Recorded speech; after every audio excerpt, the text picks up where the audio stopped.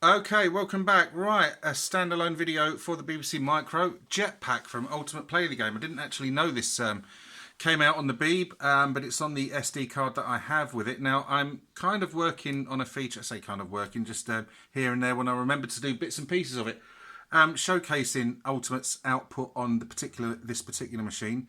Because I didn't realise they released quite as many things as they did. There's versions on this SD card of Nightshade, Nightlore, Alienate, Cookie, Psst, Jetpac, and Jetman, a game that a lot of people love, but I hate. Of course, we all know it as one of the best loved Spectrum games. It is going to feature in a. I'm going to be doing a comparison of it with the. I think it's the unreleased Commodore 64 version, and of course the Spectrum version that everyone knows and loves. Wasn't quite so fond of it. Was even less fond of the sequel. But you asked most people what games they remember from the Spectrum back in the day. Jetpac will be one.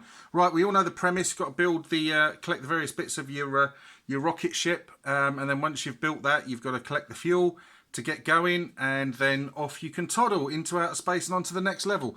Controls, caps lock. No, it's not. It's control and caps lock left and right. Shift and return for up, down, and fire. So let's see how we get on with this. Now, it's just going to be quick. You've guessed it already. Everyone knows Jetpac. But I love the way the BBC Micro. I keep on saying this. I love how arcadey the BBC Micro sounds, and those graphics. When I first saw them, I looked at them and I thought, oh my god, this looks a bit ropey as hell. But it's really good fun. Even though I have not got a chance Captain Hell's chance of getting anywhere sort of in the level very far, very quickly. There we go, got to get the fuel.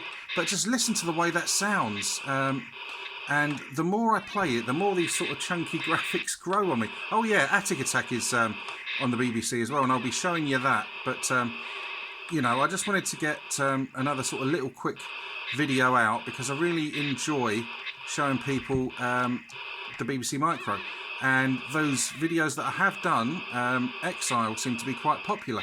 But you never get playthroughs or anything from Baz. But at least one thing I can do is be enthusiastically shit at things. But this is really good fun. And the question, as ever, is BBC Micro owners from back in the day. I've got one more bit of fuel to get. What did you think of Jetpac? Did you have it? Now, the BBC's versions of Nightlore and Alienate are really quite good, if a little slow. I've just realised the camera's a little bit wonky, but oh well, There is no up, down, left, right in space, is there? Really, really great sounds. Yeah, and so just like sort of trying to put out there that it is a really very, very good games machine. And sometimes it's underrated by a lot of people. So, I was fortunate enough to be in a position to be able to buy one, and I took it, and I've enjoyed it, really enjoyed it.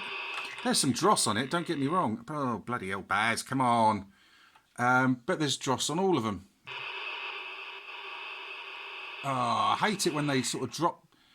Oh, right in the face. I've got a fuzzy in the face there. Right, come on,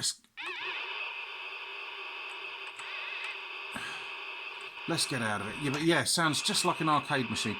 And can you imagine what a sort of Jetpac arcade machine would have been like? Now, I know it's surfaced on Rare Replay and that might be game over. Ah, bugger. Hang on, I've got the lights out so that I can't see the bleeding keys. Right, okay, there we go. Yeah, it featured on Rare Replay, and also there was Jetpac Refueled, wasn't there, for Xbox Live some while ago. So, its influence has not been unnoticed in the modern, by the modern generation. Hey, what? I haven't even got any points there, and I'm dead. But yeah, I don't know it on the VIC-20. It seems to be quite decent. I don't know why it was never officially released on the Commodore 64. You would have thought it would be able to handle it. But this is, got those wonderfully chunky and garish BBC Micro graphics and that brilliant arcade sound that I keep on sort of harping on about. But yeah, if the last... I hate that when that happens. Whoa! Of course, it does get really sort of frantic as well at times, and can be a bit much for your eyes to keep up with. Really nice and colourful. You can see some sort of slowness on the movement down there of those sort of fireballs. Let me get it, let me get it, let me get it. I should only need 1 or 2 more fuels after that.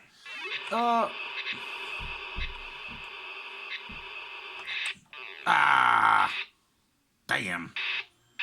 Never mind. Right. Oh! So yeah, still experimenting with filming on the phone, etc.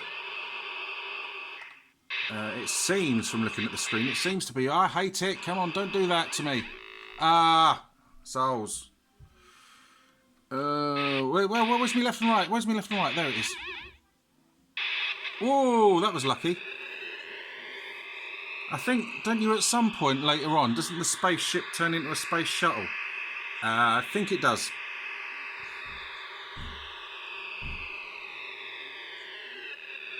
Wonderfully colourful.